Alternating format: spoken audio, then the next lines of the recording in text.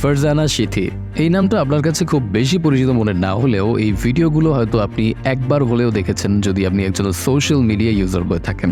কে এই ফারজানা সিথি? সম্প্রতি ঘটে যাওয়া কোটা আন্দোলনে গুরুত্বপূর্ণ ভূমিকা রাখা একটি পরিচিত মুখ হল সিথি।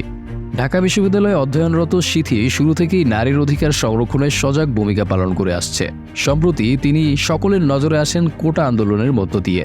একটি ভিডিওতে দেখা যায় এই নারী বিশ্ববিদ্যালয়ে অবস্থানরত পুলিশদের লক্ষ্য করে প্রশ্ন করছে, আপনি কি কোটার পুলিশ? এরপর এই ভিডিও সামাজিক যোগাযোগ মাধ্যমে ব্যাপক ভাইরাল হয় এবং স্পটলাইটে চলে আসে সিথি।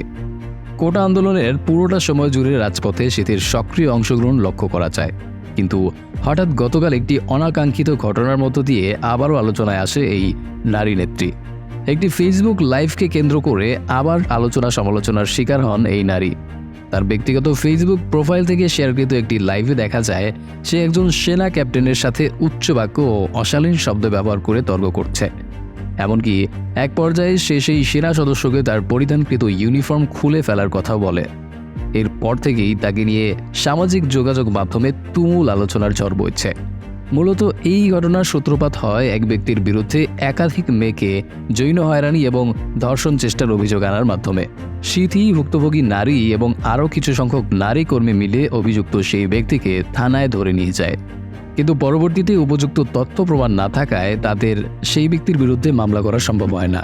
এমত অবস্থায় তারা সেই ব্যক্তির কাছ থেকে একটা স্বীকারোক্তিমূলক স্টেটমেন্ট আদায় করার কথা বলে। স্টেটমেন্ট দিতে গড়িমসি করায় তারা তাকে থানা থেকে বের করে মারধরের উপক্রম হলে তৎক্ষণাৎ সেনাবাহিনী এসে পরিস্থিতি নিয়ন্ত্রণ করে। এরপর সেনা ক্যাপ্টেনের সাথে তর্ক বিতর্ক শুরু হলে এক পর্যায়ে এই নারী সেনাবাহিনীকে উদ্দেশ্য করে অশালীন শব্দ ব্যবহার করে এবং তাদের কটাক্ষ করে। সেনাবাহিনী আইন বহির্ভূত কর্মকাণ্ডে বাধা দেয়ায় এই নারী সেনাবাহিনীর উপর চড়াও হয়।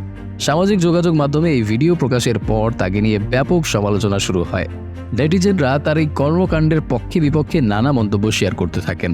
এমনকি অনেকে তার ব্যক্তিগত ছবি ব্যবহার করে নানা রকম মন্তব্য ফেসবুকে শেয়ার করছেন। অনেকে দেখা যায় তাকে নিয়ে নানা ধরনের মিমস শেয়ার করতে। পরবর্তীতে মাহবুবুর রহমান নামক এক ব্যক্তির সাথে লাইভে এসে তিনি তার ভুল স্বীকার করেন এবং সেনাবাহিনীর কাছে ক্ষমা চান।